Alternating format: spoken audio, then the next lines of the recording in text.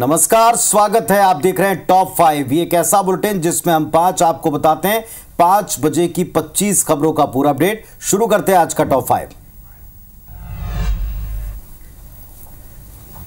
प्रधानमंत्री नरेंद्र मोदी आज हिमाचल प्रदेश पहुंचे। उन्होंने पहले सिरमौर में पार्टी के उम्मीदवार सुरेश कश्यप और फिर मंडी में कंगना रनौत के लिए प्रचार किया। पीएम ने सिरमौर में कहा कि हिमाचल मेरा दूसरा घर है। कांग्रेस ने हिमाचल में विधानसभा चुनाव में कई गारंटी दी। पहली कैबिनेट में 1 लाख नौकरी भी उन्होंने कही। पहली कैबिनेट में कुछ हुआ तो नहीं, बल्कि कैबिनेट ही टूट गई। ये सरकार अब ज्यादा दिन नहीं चलने वाली है। कांग्रेस उसी दकियानुसी सोच में डूबी हुई है। आपने देखा है, अपने दम पर सफलता हासिल करने वाली बेटियों को कांग्रेस क्या बोलती है। कांग्रेस ने मंडी का नाम लेकर कंगना जी के लिए जो भद्दी बातें कही है, वो मंडी का अपमान है, छोटी काशी का अपमान है, वो हिमाचल का अपमान है, हिमाचल की हर बेटी का अपमान है। इन 5 चरणों में बीजेपी एनडीए को बहुमत से ज्यादा सीटें मिल चुकी है। अब इसमें हिमाचल की 4 सीटें जुड़ जाएगी तो सोने पर सुहागा हो जाएगा। ये पूरी तैयारी छठे चरण की है, जिसमें 58 लोकसभा सीटों के लिए कल 7 राज्य और 1 केंद्र शासित प्रदेश में वोटिंग है। दिल्ली, यूपी, बिहार, पश्चिम बंगाल, हरियाणा, झारखंड, ओडिशा में कल मतदान हो जाएगा और फिर 7वां चरण होगा, जिसके प्रचार की आप तस्वीरें देख रहे थे। छठवें चरण में कुल 889 उम्मीदवार चुनाव मैदान में हैं। मतदान के लिए पोलिंग पार्टी रवाना हो रही हैं। निर्वाचन आयोग ने चुनाव को लेकर सारी तैयारियों को अंतिम रूप दिया है। बीजेपी युवा मोर्चा के राष्ट्रीय अध्यक्ष तेजस्वी सूर्या ने अयोध्या पहुंचकर रामलला के दर्शन किए। इस दौरान उन्होंने भारी बहुमत के साथ बीजेपी की जीत का दावा किया और विपक्ष पर तीखा हमला बोला। उन्होंने कहा कि 4 जून को देश में सबसे बड़ी जीत होगी। उन्होंने आगे कहा कि विपक्ष का कार्यकर्ता जमीन से नहीं जुड़ा है। विपक्ष देश की जनता को बांटने की साजिश कर रहा है, जिससे धर्म के आधार पर, रंग के आधार पर और भाषा के आधार पर देश की जनता को बांट रहा है। ग्वालियर में पूर्व नेता प्रतिपक्ष और कांग्रेस के वरिष्ठ नेता गोविंद सिंह ने प्रदेश और केंद्र सरकार पर जमकर हमला बोला। गोविंद सिंह ने सरकारी कर्मचारी यूनियन की मान्यता समाप्त करने की निंदा की। इसके साथ ही उन्होंने नरसिंह घोटाले की जांच के दायरे में आए तत्कालीन मंत्री और सरकारी अधिकारियों के खिलाफ भी सख्त एक्शन लेने की मांग की है। उन्होंने मोहन यादव के रवैये पर भी सवाल उठाए। गोविंद सिंह ने आगामी विधानसभा उपचुनाव की तैयारी शुरू करने का भी जिक्र किया। गोविंद सिंह ने समीक्षा का जिक्र करते हुए कहा कि हम जानने की कोशिश करेंगे कि आखिर मध्य प्रदेश में कांग्रेस असफल क्यों हो रही है।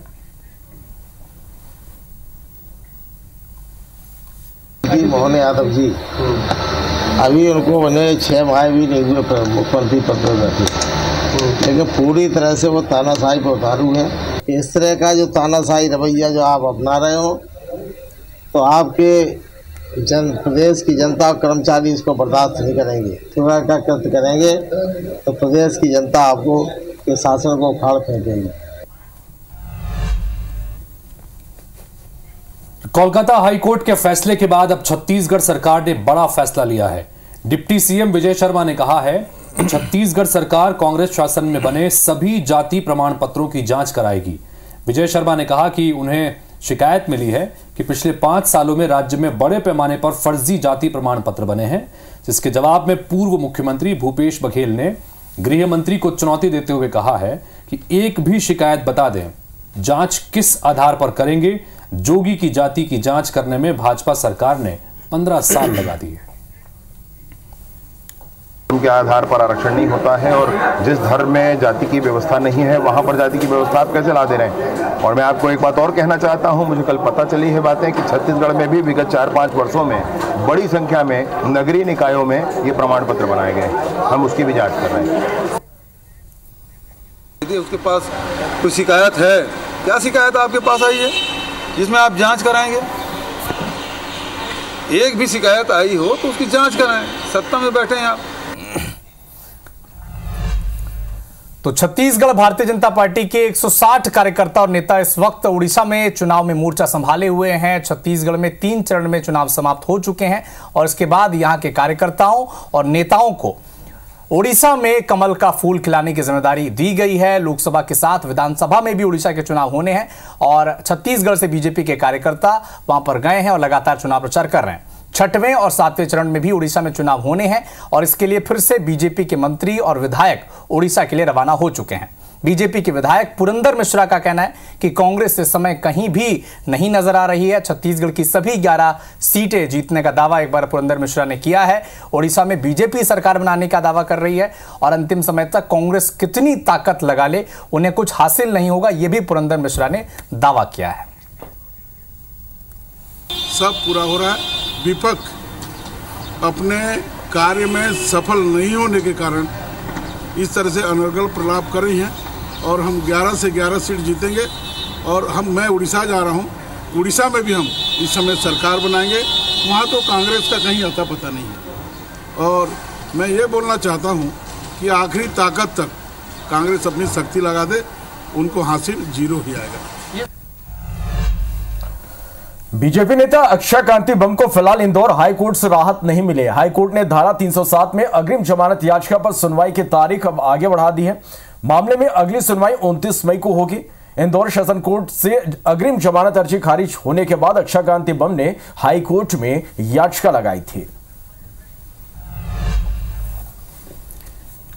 चलिए अब जरा कुछ तस्वीरें देख लें। हैं तो खाने की तस्वीरें, लेकिन इन तस्वीरों को देखने के बाद आपके भी मुंह से निकलेगा ऐसी थाली, खाने की थाली, और वो भी कीड़े कॉकरोच वाली। आप कहीं खाना खाने जाएं और आपकी थाली में कीड़ा आ जाए, कॉकरोच पड़ा हो, छिपकली निकल आए, जाहिर है गुस्सा 7वें आसमान पर होगा। ऐसी 2 तस्वीरें देख रहे हैं। भोपाल में 2 घटनाएं हुई। 2 तस्वीरें आप इससे जुड़ी देख रहे हैं। पहली तस्वीर LNCT कॉलेज के गर्ल्स हॉस्टल की, जहां मेस के खाने में कीड़े और छिपकली निकले। कई दफा ऐसा पहले भी हो चुका है, कई बार शिकायत कर दी लेकिन होता कुछ नहीं। शिकायत के बाद एक्शन अब तक हुआ नहीं। दूसरी तस्वीर भोपाल के घोड़ा नक्कास इलाके के एक निजी होटल की। यहां एक ग्राहक के खाने की थाली में कॉकरोच निकला। शिकायत पर होटल प्रबंधन ने इसे मानने से ही इनकार कर दिया, बात को खारिज कर दिया। सीसीटीवी फुटेज चेक करने की मांग ग्राहक करता रहा, लेकिन होटल प्रबंधन ने फुटेज चेक करने से भी इनकार कर दिया। ग्राहक ने फूड इंस्पेक्टर से इसकी शिकायत की। इसके बाद खाद्य विभाग की टीम मौके पर पहुंची। जांच के बाद टीम ने होटल के किचन से फूड सैंपल्स को कलेक्ट किया है। जांच का नतीजा क्या निकला, इसका इंतजार ग्राहक को भी है और हमको भी।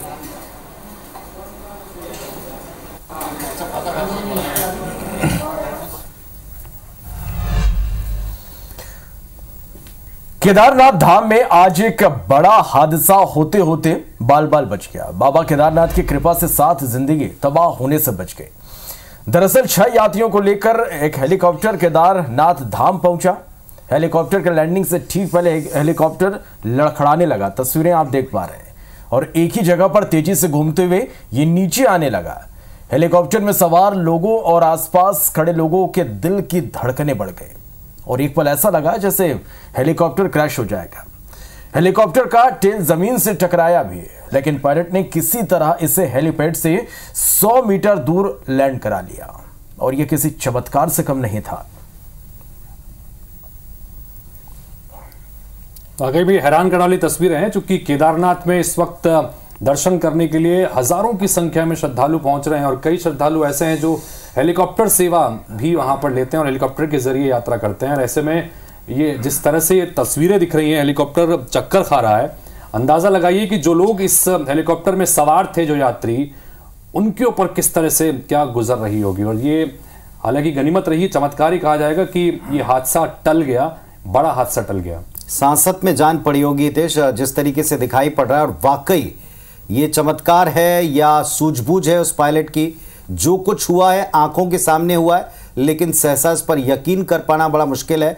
और उस वक्त जबकि यहाँ भारी भीड़ है, श्रद्धालु उत्साहित हैं, ऊपर पहुंचकर दर्शन करना चाहते हैं केदारनाथ में, लेकिन उसी समय हादसा और ये तस्वीरें वाकई डर पैदा भी करती।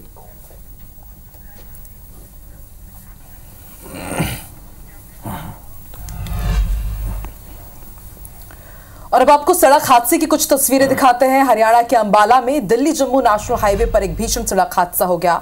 बस दुर्घटना में एक ही परिवार के 7 लोगों की मौत हो गई और 20 से ज्यादा घायल हैं। सभी लोग बस से वैष्णो देवी के दर्शन के लिए जा रहे थे। उधर उत्तर प्रदेश के ग्रेटर नोएडा में यमुना एक्सप्रेसवे पर ट्रैक्टर और कार के बीच जोरदार टक्कर हो गई। हादसे में कार में बैठी 2 महिलाएं घायल।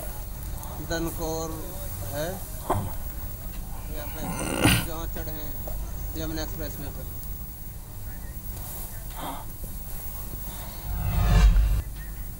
हादसे कभी भी कहीं भी हो सकते हैं, लेकिन कई बार इनकी वजह शायद आसपास आपको नजर आ जाएं। ध्यान से देखा करें। दुर्ग में होर्डिंग फ्लैक्स बड़े हादसे को न्योता देते दिख रहे हैं। शुक्रवार को राजेंद्र पार्क चौक पर एक फ्लैक्स तेज हवा से उड़कर सड़क पर आ गिरा। चपेट में एक बाइक सवार आ गया।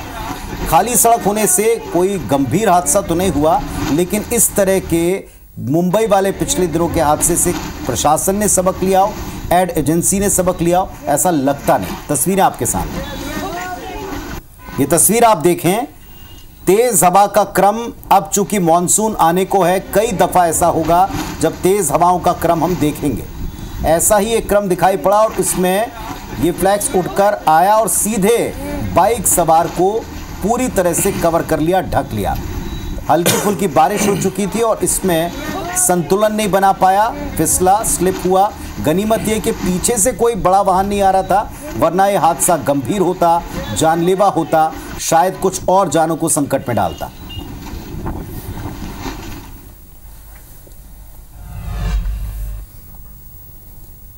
पर उत्तर प्रदेश के कानपुर में चाट विवाद को लेकर 2 पक्षों में जमकर गोलियां चल गईं। पथराव हुआ और हथगोले तक दाग दिए गए। दरअसल आर्य नगर और फतेहपुर रोशनाई राजस्व गांव के लोगों के बीच पानी के बताशे खाने को लेकर विवाद हो गया, जो खूनी संघर्ष में तब्दील हो गया। वहीं जब पुलिस की टीम मामले को शांत कराने के लिए पहुंची तो दबंगों ने उन पर भी हमला बोल दिया और फरार हो गए। इस घटना में 1 दर्जन लोग जख्मी हुए हैं, जिनका इलाज अस्पताल में चल रहा है। मामले में पुलिस ने केस दर्ज किया है, कुछ लोगों को गिरफ्तार भी किया है। फिलहाल इलाके में पुलिस ने तैनाती बढ़ा दी है।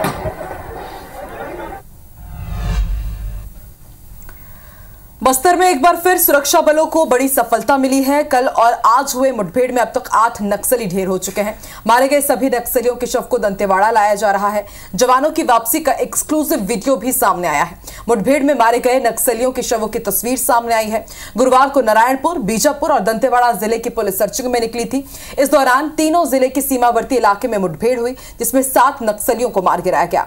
कई नक्सलियों को गोली लगने की भी खबर है। साथ ही मौके से भारी मात्रा में हथियार भी बरामद किया गया है। वहीं आज सुबह सर्चिंग पर निकली टीम जब 7 नक्सलियों के शवों को लेकर वापस लौट रही थी, इसी दौरान फिर से नक्सलियों ने जवानों पर यहां पर फायरिंग शुरू कर दी। इस दौरान 1 नक्सली ढेर हो गया। कल और आज मारे गए सभी 8 नक्सलियों के शव को लेकर आज टीम दोपहर तक दंतेवाड़ा पहुंच चुकी है।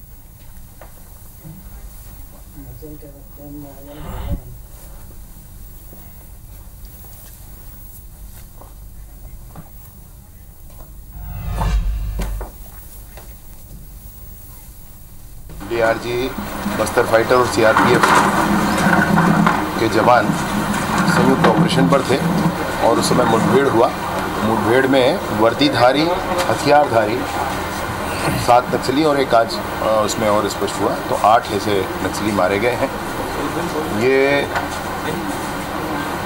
सुरक्षा बलों के शौर्य के आधार पर है, उनके भुजाओं की ताकत के आधार पर है। विनम्रतापूर्वक सरकार अपील करती है कि नक्सली सारे, माओवादी सारे मुख्यधारा में जुड़ें, अच्छा जीवन जिएं।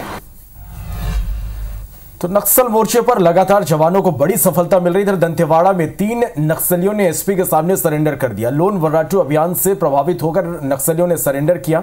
ये सभी नक्सली नीलावाया क्षेत्र में सक्रिय थे। बिलासपुर हाई कोर्ट ने आज कवर्धा सड़क हादसे मामले में सुनवाई की। कोर्ट ने मामले में राज्य सरकार और नेशनल हाईवे से जवाब मांगा है। हाई कोर्ट ने कहा है कि राज्य सरकार शपथ पत्र में यह बताए कि सड़क हादसे रोकने के लिए सरकार कौन सी पहल कर रही है। सड़क हादसे रोकने के लिए सुप्रीम कोर्ट के आदेश पर कितना अमल हुआ, इसकी रिपोर्ट भी राज्य सरकार को पेश करनी होगी। 26 जून को इस मामले में अगली सुनवाई होनी है। आपको यह भी बता दें कि कवर्धा के पिकअप पलटने से 19 लोगों की जान चली गई थी, 6 लोग घायल हुए थे और इस मामले में हाईकोर्ट ने स्वतः संज्ञान लिया है।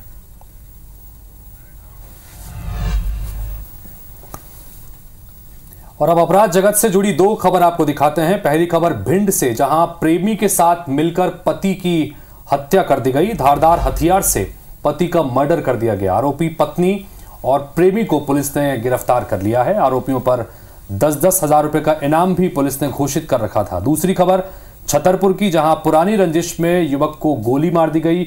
युवक की हालत गंभीर है, अस्पताल में उसे इलाज के लिए भर्ती कराया गया है। रिक्शापुरवा गांव की घटना है, ओरछा रोड। पुलिस फिलहाल इस मामले में आरोपी की तलाश कर रही है।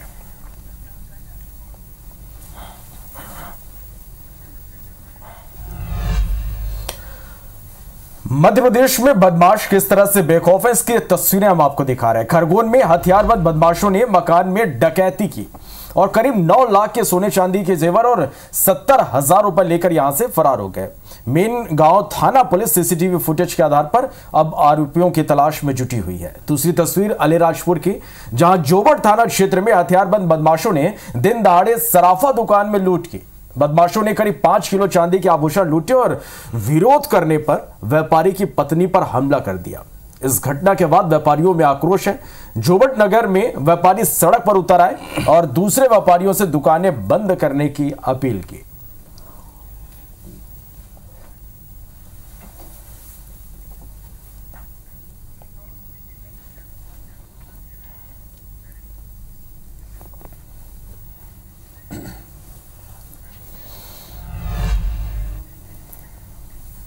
अब आपको खबर दिखा रहे हैं इंदौर से। तस्वीर देखें जरा, बदमाशों ने पुलिस पर ही धारदार हथियार से हमला कर दिया।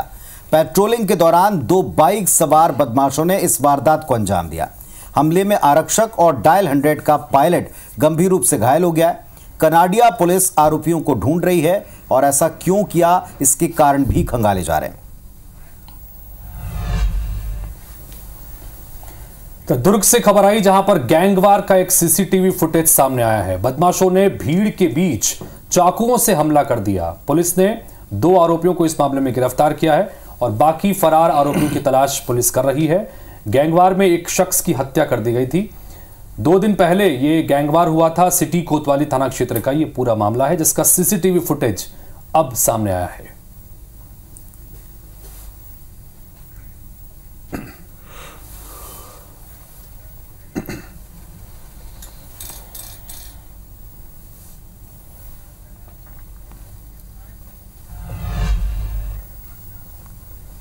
भिंड के पंकज भदौरिया हत्याकांड का पुलिस ने खुलासा कर दिया है। पुलिस ने वारदात के सिर्फ 24 घंटे के अंदर ही आरोपियों को गिरफ्तार कर लिया। आरोपी उसकी पत्नी ही निकली है। पुलिस के मुताबिक पूरा मामला प्रेम प्रसंग का है और इसके चलते पत्नी ने अपने प्रेमी और उसके दोस्त के साथ मिलकर उसे मौत के घाट उतारा था। पुलिस ने बताया कि पंकज के ससुराल आने की खबर मिलने पर पत्नी ने प्रेमी और उसके दोस्त के साथ मिलकर हत्या की साजिश रची थी। पुलिस ने बताया कि साइबर पुलिस की मदद से पत्नी के मोबाइल की कॉल डिटेल निकाली गई और उसके बाद पूछताछ में हत्या का खुलासा हुआ। मुरैना में रेत माफियाओं के हौसले बुलंद है। माफिया सरेआम रेत का परिवहन कर रहे हैं। हाईवे पर पुलिस ने रेत से भरे 3 ट्रैक्टर ट्रॉली को रोका तो उन्होंने ट्रैक्टर ट्रॉली भगाना शुरू कर दी, जिससे जिन्हें रोकने के लिए थाना प्रभारी को फायरिंग करनी पड़ी। हालांकि रेत माफिया ट्रैक्टर ट्रॉली लेकर फरार हो गए। पुलिस ने मोटरसाइकिल सवारों का पीछा किया और कई घरों में तलाशी ली। इस दौरान पुलिस ने एक मोटरसाइकिल और कार समेत 3 मददगारों को हिरासत में लिया है।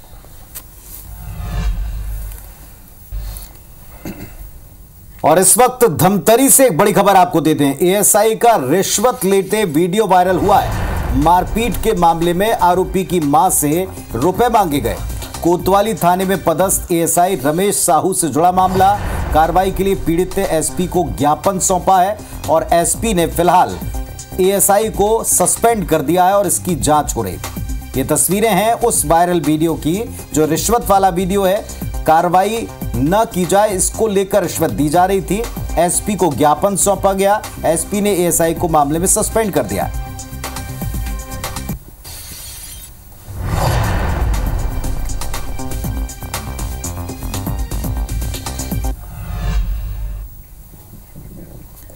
तो शहडोल जिले के विजया सोता गांव में पुल नहीं होने की वजह से ग्रामीण नाव के सहारे नदी पार करने को मजबूर हैं।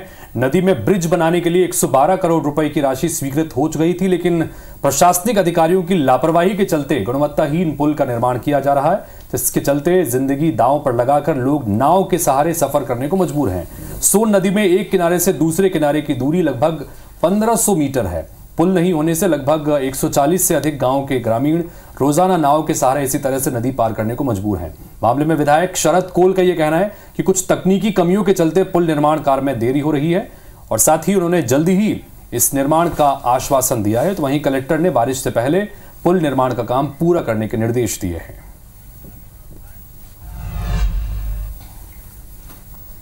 और मध्य प्रदेश के तमाम इलाकों में भीषण गर्मी पड़ रही है। सीजन में पहली बार भोपाल में पारा 44 डिग्री के पार हो गया है और पिछले 24 घंटे में गुना सबसे ज्यादा गर्म रहा। गुना में पारा 46.6 डिग्री तक पहुंच गया और देश का 9वां सबसे गर्म शहर रहा है गुना। ग्वालियर, चंबल, बुंदेलखंड में लू का ऑरेंज अलर्ट जारी किया गया है, तो वहीं भोपाल, धार, रतलाम, राजगढ़ में लू का येलो और ऑरेंज अलर्ट जारी हुआ है। इधर केरल में समुद्री लहर का अलर्ट जारी किया गया। मछुआरों को समुद्र में नहीं जाने की चेतावनी दी गई है। लगातार बारिश और तूफान का असर है, समुद्री इलाके में घरों को भी नुकसान यहां पर हो सकता है। और दुर्ग से आपको इस वक्त की एक बड़ी खबर भी बता दें। दुर्ग से खबर है, हत्या का आरोपी अरेस्ट हो गया है। गैंगस्टर मंत्री यादव की हत्या का मामला है, जिसमें 3 आरोपियों को गिरफ्तार किया गया है। अक्षत दुबे, वंश और शुभम पंडित गिरफ्तार हो गए हैं। 2 दिन पहले गैंगस्टर की हत्या कर दी गई थी। सिटी कोतवाली थाना क्षेत्र का मामला है। अन्य आरोपियों को अब भी ढूंढा जा रहा है। तो बड़ी खबर है, बड़ा अपडेट है दुर्ग से, जहां 3 आरोपी मामले में अरेस्ट किए गए। कत्ल का यह मामला था। 2 दिन पहले गैंगस्टर की हत्या की गई थी।